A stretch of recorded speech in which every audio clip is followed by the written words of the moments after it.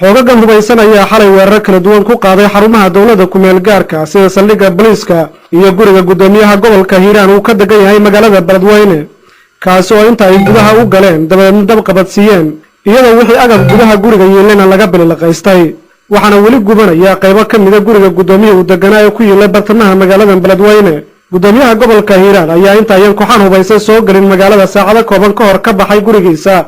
iyadoo dadka ay sheegeen inay ugu wardambeysay isagoo wata gaadiidka dagaalka oo dhanka waqooyi uga sii ambabaxaya magaalada lamana oga halka uu si toos ah ugu sugan yahay raggan hubaysan ee xalay soo weeraray magaalada ayaa sidoo kale u dhacay iskuul lagu barto luqadda Ingiriisiga ee ku yaala bartamaha magaalada Beledweyne kaas oo la yiraahdo Highcap waxaana ay kala baxeen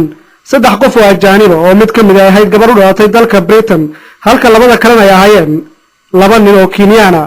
oo dhamaantoodba mucallimiin ka ahaa iskuulka waxa ay ku toogteen meel aan ka fogeyn iskuulka halkaas oo laga soo qaaday meydkooda oo la dhigay isbitaalka guud ee magaalada Beledweyne oo ilaa hadda ay yaalaan halka maamulka iskuulka waa isna nin haysta dhalashada dalka Britain asal ahaan ah nin Soomaali ay ku dileen gudaha iskuulka Ali Canshuur Xasan oo kamid ah shaqaalaha iskuulka The Highcap ayaa BBC u xaqiijiyay geerida mucallimiintani ku jira isbitaalka yaala goobta meydka waxa weeyaan professor Daawud oo isaga ahaa maamulihii iskuulka madaxa ugu sareeyay iskuulka ahaa watana markaasi dhalashada dalka Ingiriiska kuna noolaa dalka Ingiriiska 40 sano ka iyo waliba in la yiraahdo Rehana Ahmed oo iyaduna markaasi ahayd macallimad Gilford coach iyo Andrew Kibet labada wiil oo iyaga rasmiin ah Kenya dadweynaha magaalada Beledweyne ayaa saaka ku soo toosay iyadoo ay jirin haba yaraatee wax maamul oo ka jira magaalada iyo cid gacanta ku haysa waxaana saaka kulan degdeg ah isugu yimid odayaasha dhaqanka gobolka Hiiraan waxaana ay ka soo saareen baaqi ay ka mid tahay inay dadku isdajiyaan iyagoo sheegay in maalinta berriyana lagu dhawaaqi doono maamul ku meel gaar oo dadku ay yeeshaan maadaama uusan jirin maamulkii dawladda ku meel gaarka ahi u soo magacaawday gobolkan nabadoon Dacar Xirsi Xooshow oo ah gudoomiyaha odayaasha dhaqanka gobolka Hiiraan ayaa BBC-da uga warramay baaq ay soo saareen horta shilkan xalay dhacay bulshada reer Hiiraan wax garad odayaal dhaqameed aqoon-yahan siyaasi ogaasyo boqolkiiba boqol aan ka xunnahay aad iyo aadan reerina maanta dhigoodu ka soo shilka xalay dhacay sababtiisa laga bilaabo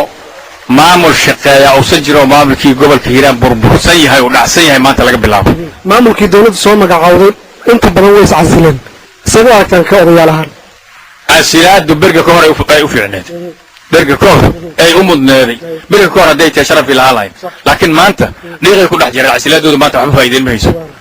asilaadooda maanta waxba ma arag inay faa'iideyso marka maxaa tala ah oo ummadan iyo hay'adihiisa mafalka gobolka joogay iyo dadkii ajnabiga ahaa aad u sheegaysaa waxaan u sheegaynaa hay'adaha mafalka gobolka jooga adduun wax kasta dhaca wax loo og yahay ama lagu tashaday ama raali laga yahay maahan inay isdajiyaan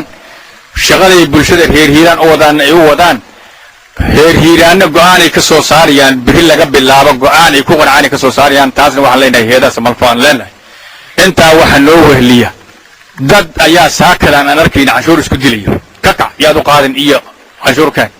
waxaan leenahay bulshada reer Hiiraan laga bilaabo maanta ay taariikhdu 14 tahay ilaa nidaam midaysan oo bulshada ku soo heshiido oo dadka ganacsiga laga qaaday iyo dadka qaaday howlo ku midaysan yihiin laga gaaro inaan cashuur la qaadi karin maamul ilaa looga dhawaaqo cashuur inaan la qaadi karin ninkii waa qaadayra dibkii ku yimaada mas'uulka si kastaba waa markii ugu horeysay oo si wada jira loo dilo mucallimiin ajnabi oo wax ka dhiga dugsiyada ku yaala magaalada Beledweyne taas oo keentay qaar ka mid ah dugsiyada wax lagu bartay ku yaala magaalada in maanta gabi ahaanba la fasaxo iyadoo loogu baroor diiqayo mucallimiintan wax baraya ardada Soomaaliyeed mana jirto cod sheegatay inay ka dambeysay dilka mucallimiintani